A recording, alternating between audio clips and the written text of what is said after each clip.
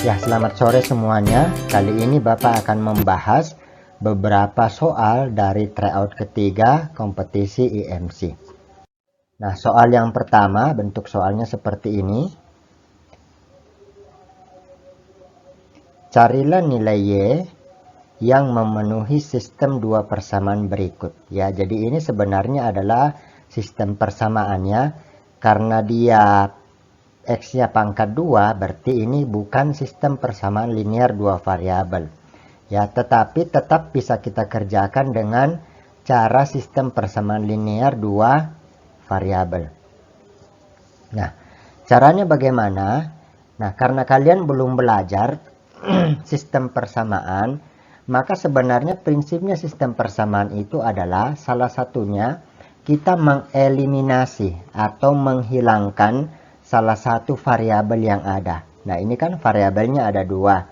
Ada variabel X yang pangkatnya pangkat 2 dan ada variabel Y. Ya, di bawahnya juga sama.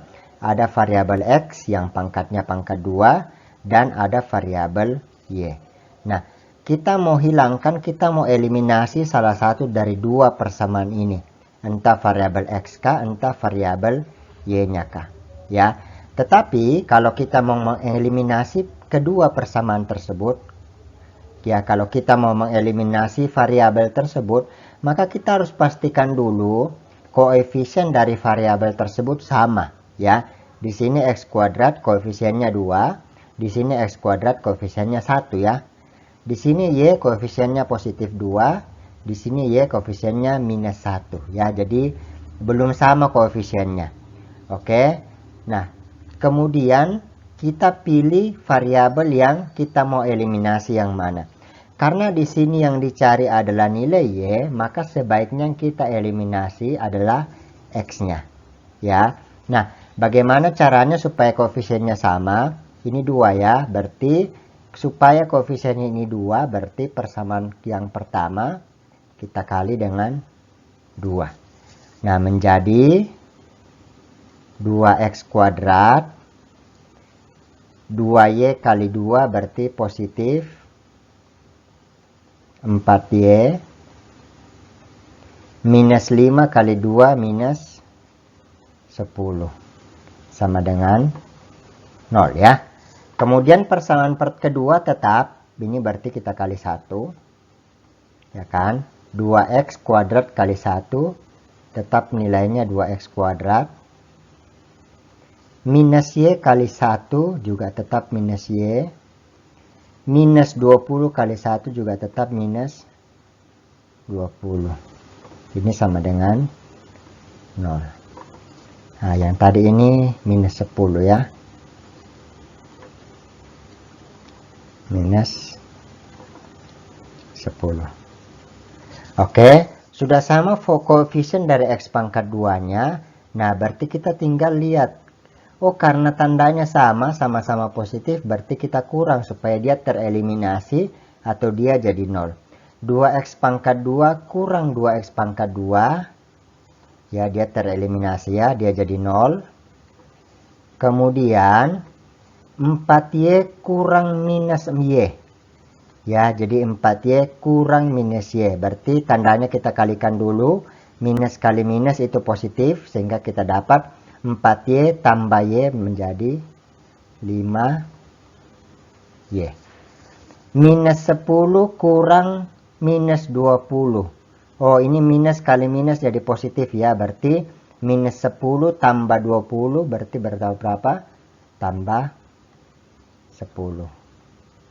Nah, ini sama dengan, ya, 0 kurang 0, ya 0 tetap, ya. Oke, sekarang kita pindah ruaskan 10-nya, kita dapat 5y sama dengan minus 10. Tadi 5y sama dengan minus 10, ya. Kemudian kita pindah ruaskan 5-nya, berarti kita dapat minus 10 per 5, ya.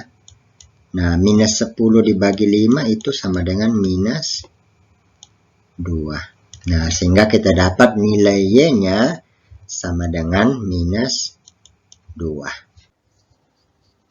Oke, kemudian soal yang kedua, diketahui luas segitiga sama sisi dengan panjang sisi 6 adalah berapa? Ya, jadi untuk memudahkan, kita bisa gambarkan dulu segitiganya. Ya kan, misalkan ini segitiga sama sisi, panjang sisinya 6. Ya kan, berarti semua sisinya 6. Oke.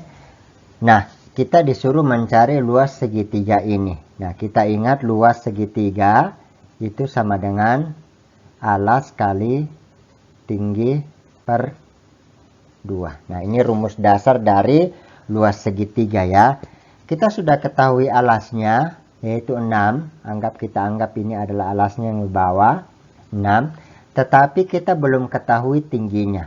Ya, berarti kita harus menarik garis dulu dari alas ke atas yang saling tegak lurus ya. Oke, berarti kita anggap ini adalah garis tinggi. Ya, ini tegak lurus di sini ya. Nah, garis tinggi ini membagi dua sisi alas sama besar ya. Berarti ini 3, ini juga 3. Oke, nah bagaimana cara mencari garis tinggi ini? Kita bisa gunakan rumus Pitagoras ya. Tinggi sama dengan akar. Oke, ini sisi miringnya diketahui ya, karena di depan siku-siku berarti 6 pangkat 2. Oke, karena ini garis tinggi yang dicari berarti kita kurang 3 pangkat 2. Nah, kita selesaikan akar 6 pangkat 2 itu 36. Kurang 3 pangkat 2 itu 9. Oke, 36 kurang 9 itu akar 27. Nah, 27 ini bisa kita sederhanakan lagi menjadi akar 9 kali 3. Nah, akar 9 itu 3, akar 3 tetap ya, karena hasilnya bukan bilangan bulat. Oke, kita sudah tahu alasnya 6, tingginya juga kita sudah tahu 3 akar 3, berarti tinggal kita kasih masuk di rumus. Alasnya 6, ini garis di bawah ini, kali tingginya 3 akar 3, dibagi 2. Kita sederhanakan, ini 1, ini 2 ya. Oke, kita dapat sama dengan 2 kali 3, 6 akar 3. Ya, jadi luas segitiga tersebut adalah 6 akar 3 satuan luas. Nah, soal yang ketiga diketahui seperti ini. F1-nya sama dengan 1. Kemudian F2X-nya sama dengan 3 kali Fx ya. Ditanya F4 tambah F1/4-nya berapa ya. Jadi sebenarnya ini dasarnya ya. F1 sama dengan 1 itu menjadi dasar untuk kita mencari nilai fungsi yang lain. Oke ya. Nah, ini fungsi yang akan kita kembangkan untuk mencari nilai fungsi yang lain ya. F2x sama dengan 3fx. Coba kita ambil sekarang x-nya sama dengan 1 ya. Berarti ini kita dapat f 2 kali 1 itu 2 sama dengan 3 kali f1 ya kan. Nah, kita dapat f2 itu sama dengan 3 kali F1-nya itu 1. Nah, 3 kali 1 sama dengan 3. Oke. Nah, kita sudah dapat nilai F2-nya sama dengan 3 ya. Nah, sekarang kalau X-nya sama dengan 2, ya kan? Berarti fungsinya sekarang menjadi F 2 kali 2 itu 4 sama dengan 3 kali F2. Oke ya, karena Fx ya, X-nya sekarang diganti 2. Nah, kita dapat di sini F4 sama dengan 3 kali F2 itu 3 ya. Nah, sekarang 3 kali 3 itu sama dengan 9. Oke. Nah, kita sudah dapat nilai F4-nya 9. Oke. Nah, sekarang bagaimana kalau dia pecahan ya? Berarti kita ambil sekarang X-nya sama dengan 1/2. Oke, berarti fungsinya sekarang menjadi F. Berapa itu? 2 kali 1/2. Itu 1 ya. Sama dengan 3F 1/2. Oke. Berarti kita dapat F1-nya sudah kita tahu 1 sama dengan 3F 1/2. Pindah ruas 3-nya jadi bagi kita dapat menjadi F 1/2 sama dengan, ya kan, ini 3-nya pindah ruas menjadi 1/3 ya. Oke, nah sekarang itu kalau X-nya 1/2. Sekarang bagaimana kalau X-nya sama dengan 1/4 ya. Oke, kalau X-nya 1/4 berarti ini menjadi F 2 kali 1/4. Itu 2/4 atau setengah ya. Sama dengan 3 kali F 1/4. Nah, sudah. Berarti F setengahnya kita sudah dapat 1/3 sama dengan 3F 1/4. Sudah. Nah, kita pindah ruas 3-nya berarti dibagi ya.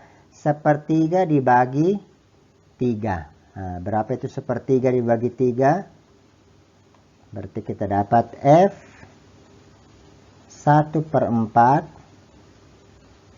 sama dengan 1/3 dibagi 3. Nah, 1/3 dibagi 3 itu adalah 1/9.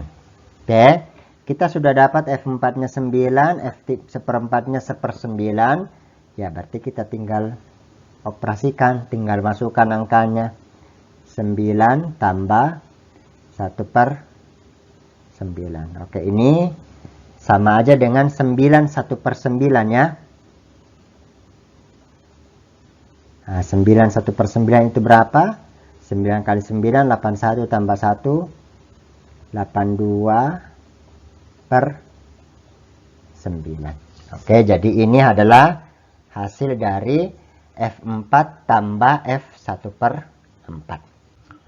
Kemudian soal yang selanjutnya bentuknya seperti ini.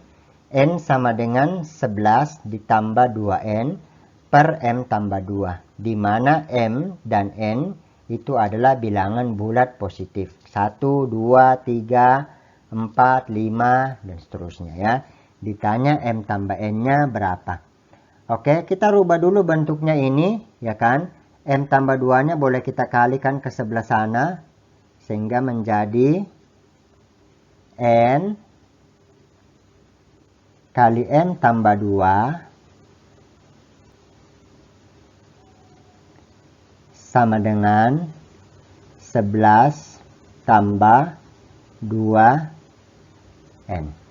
Oke ya, kita kali ke dalam, kita dapat NM tambah N kali 2 2N sama dengan 11 tambah 2N. Nah, sekarang coba 2N-nya ini kalau kita pindahkan ke ruas kanan.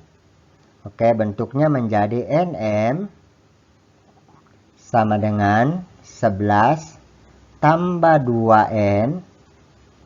Ya kan, ini pindah ruas berarti menjadi kurang 2N. 2N kurang 2N itu 0 ya. Oh, berarti ternyata ini kita bisa coret. Nah, kita dapat sekarang NM-nya sama dengan 11 ya.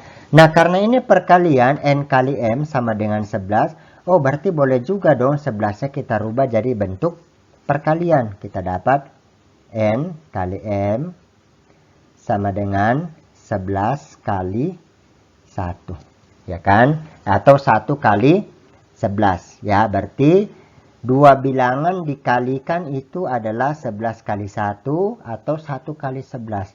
Oh, berarti bisa nggak? Bisa ya, kita simpulkan N-nya 1, M-nya 11. Oke.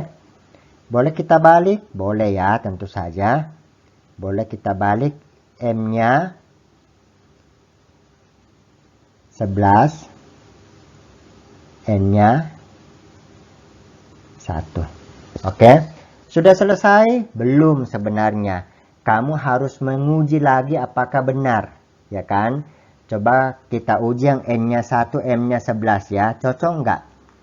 Kalau N-nya 1 berarti ini cocok nggak? 1 nilainya sama dengan 11 tambah 2 kali 1, 2 dibagi M-nya tadi 11 tambah 2. Cocok nggak itu sama dengan 1?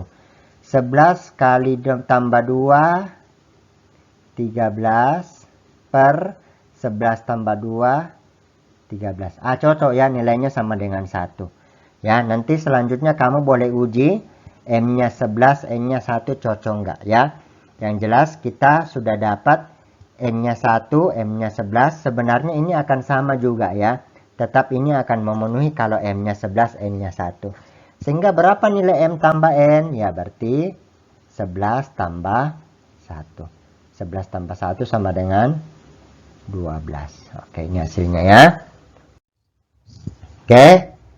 Kemudian soal selanjutnya ya, ini soal berkaitan dengan statistika ya. Dibilang suatu kelas dengan 5 orang siswa mengikuti suatu ujian ya. Jadi ada, anggaplah X1 nilai siswa pertama, X2 nilai siswa kedua, atau jangan pakai X1, X2 lah. Kita gunakan variabel yang satu ya. Yang lainnya A, B, C, D, E. Oke ya. Jadi ini nilai ujian kelima siswa, kita belum tahu nilainya berapa-berapa aja. Tapi dibilang bahwa median atau nilai tengah, oke, median atau nilai tengah adalah 6. Nilai rata-ratanya 5. Dan jangkauan. Oke, apa itu jangkauan? Jangkauan itu adalah data tertinggi dikurangi data terendah. Oke, berarti kalau dalam hal ini data tertingginya E, nilai tertingginya E, nilai terendahnya A. Ya, berarti E kurang A sama dengan 5 ya. Oke. Nah, kita lihat dulu dari soal ini apa yang kita bisa tentukan. Oh, mediannya 6, nilai tengahnya 6. Kalau dari data ini, ya kan, ini nilai tengahnya C ya. Oh, berarti kita bisa tentukan C-nya sama dengan 6. Kemudian nilai rata-ratanya 5. Nah, bagaimana cara menghitung nilai rata-rata? Kita tambah baru kita bagi 5 ya, karena jumlah datanya 5. Berarti A tambah B tambah C tambah D tambah E dibagi 5 sama dengan 5. Oke, kita pindah ruas 5-nya, kita ganti C-nya dengan 6, berarti kita dapat A tambah B tambah 6 tambah D tambah E sama dengan, ini pindah ruas jadi kali ya, 25. Oke, kita stop dulu di situ. Kita lihat persamaan yang lain yang bisa kita bikin dari yang diketahui ya. Oh, di sini E kurang A sama dengan 5. Kalau A-nya pindah ruas berarti kita dapat E sama dengan 5. Ini minus kurang pindah ruas jadi tambah A ya. Nah, ini kita dapat lagi satu persamaan. Nah, kemudian kita lihat yang di informasi selanjutnya di soal. Jika Budi dipindahkan ke kelas tersebut, rata-rata ujiannya naik setengah poin ya. Berarti anggaplah di sini tambah F. Ya kan? Rata-ratanya sekarang naik setengah poin. Berarti awalnya 5 menjadi 5,5. Jangkauannya naik 1 poin.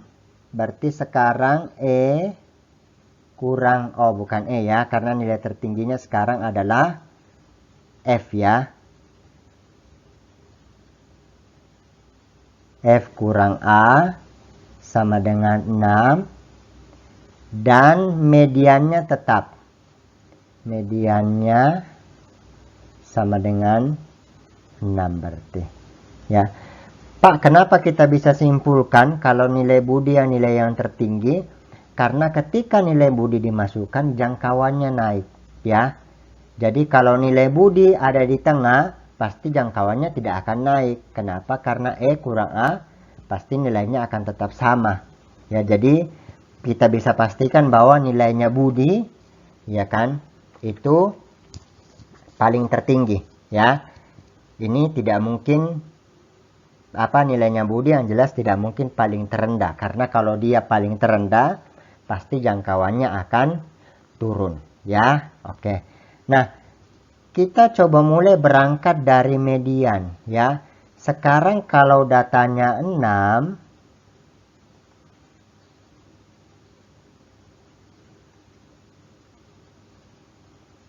A, B, C, D, E, F.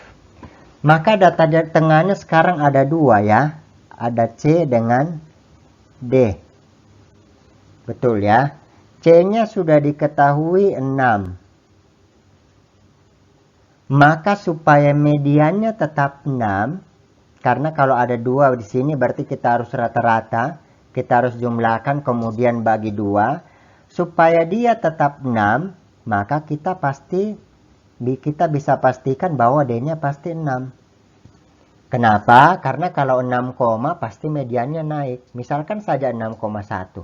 6 tambah 6,1 bagi 2 itu 6,05. Ya kan? Jadi memang nilai D-nya harus tepat 6 supaya mediannya tetap 6. Jadi 6 tambah 6 bagi 2 sama dengan 6 tetap ya.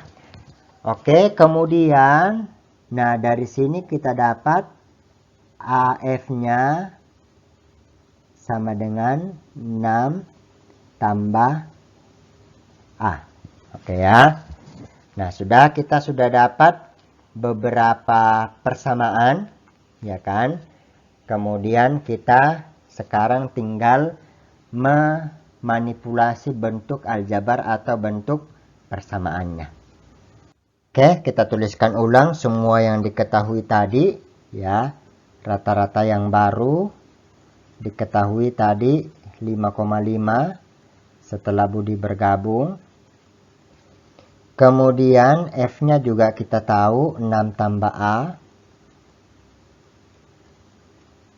Ya, E-nya juga kita tahu 5 tambah A. Ya, ini dari nilai yang semula yang diketahui di semula. Kemudian C-nya juga kita sudah tahu 6. D-nya juga kita sudah tahu 6. Oke, kemudian kita sudah mendapatkan nilai perhitungan nilai rata-rata yang pertama. A tambah B tambah C-nya 6 tambah D tambah E sama dengan 25 ya. Oke, D-nya juga kita sudah tahu 6, boleh kita ganti ke dalam, dapat A tambah B tambah 6 tambah 6. Nah, E-nya juga sudah kita ketahui 5 tambah A, ini kita tinggal ganti E-nya dengan 5 tambah A. Sama dengan 25.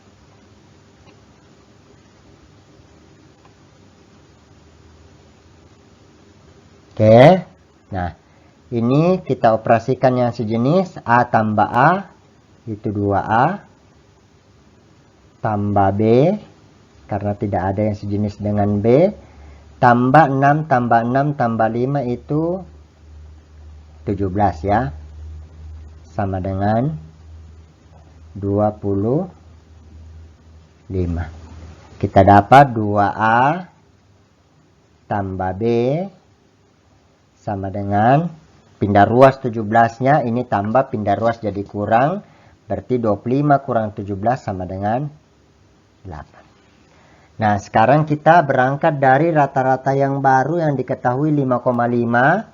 Berarti persamaannya menjadi A tambah B tambah C tambah D tambah E tambah F. Karena ada 6 data, dibagi 6 sama dengan 5,5. Oke, kita ganti ya kan.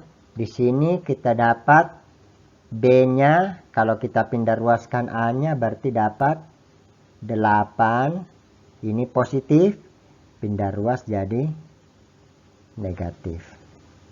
Oke, sehingga persamaan ini menjadi A tambah B-nya 8 kurang 2A. Tambah C-nya kita sudah ketahui 6. Tambah D-nya juga kita sudah ketahui 6. Tambah E-nya juga sudah kita ketahui 5 tambah A. Tambah F-nya juga kita sudah ketahui 6 tambah A. Oke. 6-nya kita pindah ruas ke sebelah jadi kali. Berarti menjadi 5,5 kali 6. Itu 33. Sudah kita operasikan yang sejenis. Ya kan, A kurang 2A minus A tambah A 0, 0 tambah A. Oke, 8 tambah 6 14, 14 tambah 6 20, 20 tambah 5 25, 25 tambah 6 31. Berarti A tambah 31 sama dengan 33. Nah, pindah ruas 31-nya sama dengan berapa nih? Kurang, berarti 33 kurang 31 sama dengan 2. Oke, kita dapat A sama dengan 2 atau nilai data pertamanya yang paling rendah sama dengan 2. Nah, yang ditanya adalah nilai kedua terendah. Berarti nilai B yang ditanya, karena yang di kedua terendah B ya. Berarti kita dapat dari sini B sama dengan 8 kurang 2A. A-nya 2, berarti 2 kali 2. Sama dengan 8 kurang 2 kali 2, 4. Nah, 8 kurang 4 sama dengan 4. Oke, nah kita sudah dapat nilai yang kedua terendah itu sama dengan 4. Oke, kemudian soal yang berikut. Pada diagram Venn berikut, setiap angka menunjukkan banyaknya elemen di daerah yang dibatasi oleh garis hitam. Ya, maksudnya ini 9, ya banyaknya yang ini, yang atau, ya kan. Contoh banyaknya elemen yang berada di himpunan A saja adalah 9. Dan banyaknya elemen yang ada di himpunan A dengan B. Ya kan, kalau himpunan ini berarti banyaknya irisan antara A dengan B. Ya. orang yang suka A sekaligus orang yang suka B, itu jumlahnya X. Ya. Jika banyaknya semua elemen A, B, dan C adalah 13, 20, 26, berapakah banyaknya elemen gabungan himpunan A, B, dan C? Ya. Oke, diketahui yang pertama, jumlah semua elemen A, berarti elemen A itu ini 9. Ini juga masih termasuk elemen A yang X ini, tapi ini elemen A yang sekaligus sama dengan elemen B. Ini juga masih elemen A yang sekaligus sama dengan elemen C. Dan ini adalah elemen A yang sekaligus irisan dengan ketiganya. Ya, jadi ini satu. Kalau dia kesukaan, makanan kesukaan, berarti suka makanan A, suka makanan B, suka makanan C. Yang X ini suka makanan A, juga suka makanan B. Yang Z ini suka makanan A, suka makanan C. Yang Y ini suka makanan B, sekaligus suka makanan C. Ya. Nah, diketahui jumlah anggota A semua 13. Oke, 13 itu berarti sama dengan 9 tambah X tambah 1 tambah Z. Oke, berarti Bapak rubah posisinya, kemudian Bapak operasikan yang sejenis. X tambah Z, 9 tambah 1, 10 ya. Sama dengan 13. Berarti kita dapat X tambah Z, pindah ruas 10-nya berarti jadi kurang ya. 13 kurang 10, 3. Oke, itu persamaan yang kita dapat dari elemen A. Oke, kemudian sekarang elemen B berarti 15 tambah X tambah Y tambah 1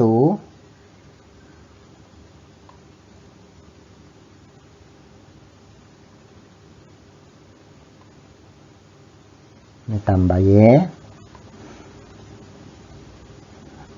tambah 1 sama dengan 20. Oke, 15 tambah 1, 16. 16 pindah ruas jadi kurang ya.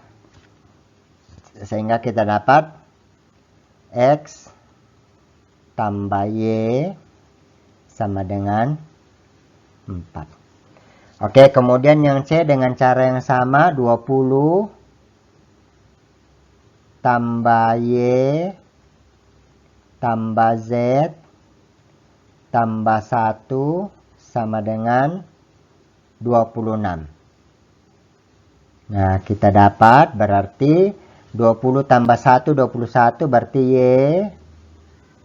tambah Z sama dengan 26 kurang 21, 5 ya. Oke, ini Y ya. Nah, oke. Nah, banyaknya elemen gabungan himpunan A, B, dan C itu adalah, ya kita tinggal jumlahkan aja semua, ya kan? Itu 9 tambah X, ya, atau kita apa? Yang aljabar semua kita taruh di belakang yang variabel, tambah 15 tambah 20 tambah 1 yang suka ketiganya tambah X tambah Y tambah Z. Oke. Ini 9 tambah 15 tambah 20 tambah 1 itu adalah, ini 9 tambah 15, 24 tambah 1, 25 tambah 20, 45. Oke, ini 45 ya. Nah, sekarang yang jadi masalah adalah ini X tambah Y tambah Z-nya berapa. Nah, kita boleh lihat dari yang diketahui itu apa aja. X tambah Z sama dengan 3. Kemudian X tambah Y sama dengan 4. Kemudian Y tambah Z sama dengan 5. Ya. Oke, ini ada 3 persamaan. 1, 2, 3. 3 variabel. Variabel X, variabel Y, variabel Z. Ya. Oke, ini ada triknya. Tanpa perlu kita mencari satu-satu. X-nya berapa, Y-nya berapa, Z-nya berapa. Oke, nah. Kalau ketiga persamaan ini kita tambahkan menjadi X tambah X. Itu 2X. Y tambah Y. Itu 2Y. Z tambah Z itu 2Z.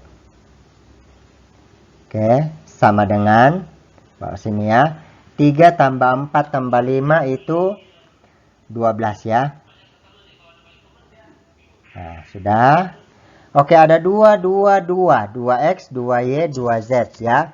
Oh, boleh kita keluarin 2-nya. 2 dalam kurung X tambah Y tambah Z sama dengan 12 ya. Oke. Nah, X tambah Y tambah Z berarti 2-nya pindah ruas. Kita dapat X tambah Y tambah Z sama dengan 2, 2-nya pindah ruas jadi bagi ya, 12 bagi 2, 6. Oke, sudah. Kita sudah dapat X tambah Y tambah Z 6. Berarti kita tinggal substitusi. Tambah, ini berapa? X tambah Y tambah Z 6. 6 ya. Berarti sama dengan 45 tambah 6, 51. Ya, jadi gabungan A, B, dan C adalah 51. Oke, kemudian soal yang berikut. Diketahui A, B, C, D ini. A, B, C, D itu adalah bujur sangkar. Begitupun dengan C, F, G, H ini ya. Jadi A, B, C, D yang besar dan C, F, G, H itu adalah bujur sangkar. Keliling A, B, C, D adalah 28. Oke, kalau keliling persegi atau bujur sangkar 28. Berarti panjang sisinya tinggal bagi 4 ya. Karena keliling 4 kali sisi.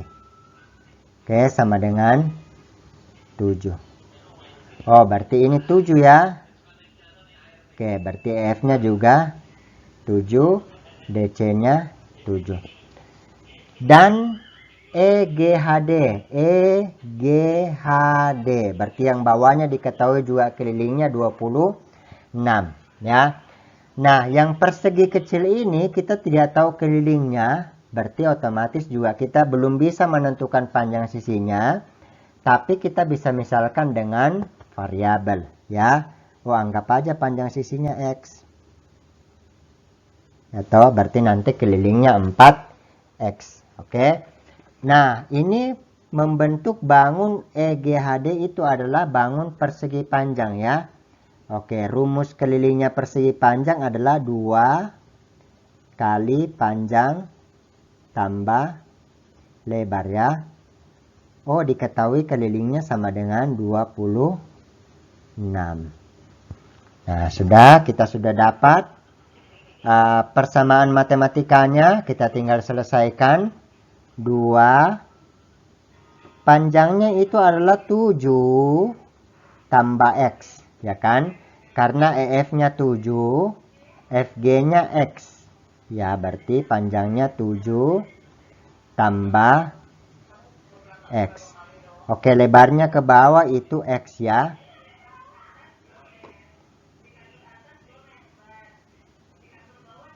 Sama dengan 26. Oke, 2-nya ini kali boleh kita pindah ruaskan lebih dahulu menjadi bagi ya. Sehingga menjadi 7 tambah X itu 2X. Sama dengan 26 pindah ke sini berarti 26 bagi 2-nya pindah berarti 26 bagi 2, 13. Kita dapat 2x-nya sama dengan, ini 7-nya pindah ruas jadi kurang ya, sama dengan berapa itu? 6 ya. Oke, sehingga x-nya sama dengan 2-nya pindah ruas jadi bagi. 6 bagi 2 itu 3. Oke, kita sudah dapat nilai x-nya 3. Oke, yang ditanya adalah keliling segitiga BFG ini. Oke ya, keliling segitiganya berapa? FG-nya sudah kita tahu sama dengan 3. Ya kan? BF-nya, BC-nya 7 ya. Ini dari sini ke sini 7. Dari sini ke sini 3. Berarti BF-nya 4. Nah, kita masih perlu cari sisi miring dengan menggunakan Pitagoras. Ini sama dengan akar, apa? Karena dia sisi miring berarti tambah ya. 4 pangkat 2 tambah 3 pangkat 2. Oke, sama dengan akar 4 pangkat 2, 16 ya. 3 pangkat 2, 9. Berarti 16 tambah 9, 25. Nah, berapa akar 25? Sama dengan 5 ya. Oh, berarti keliling BFG adalah sama dengan 3 tambah 4 tambah 5. Sama dengan 12 ya. Oke, itu dia.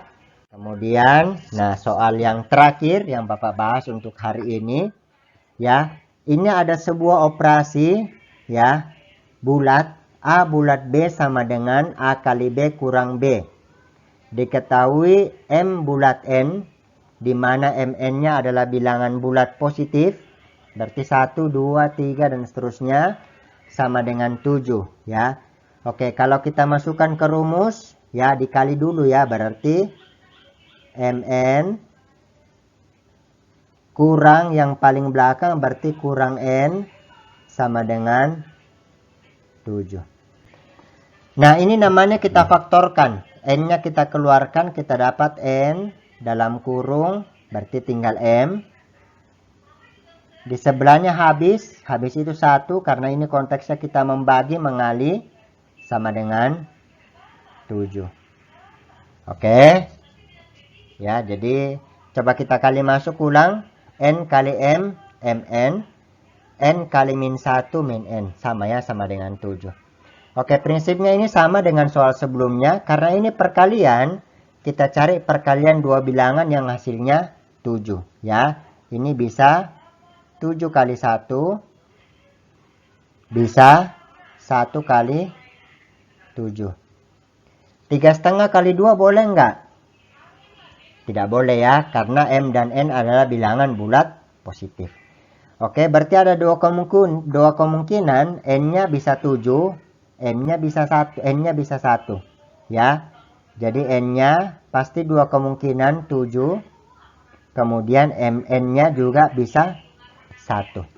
Kemudian kalau N-nya 7, otomatis M-nya 1 ya. Ya kan, karena 7 kali 1. Kalau N-nya 1, berarti otomatis M-nya sama dengan 7, karena 1 kali 7. Nah, coba kita lihat ya. M kurang 1, salah. Ya, Bapak salah ya. Bukan M-nya yang 7 atau 1, tapi M kurang 1 sama dengan 1.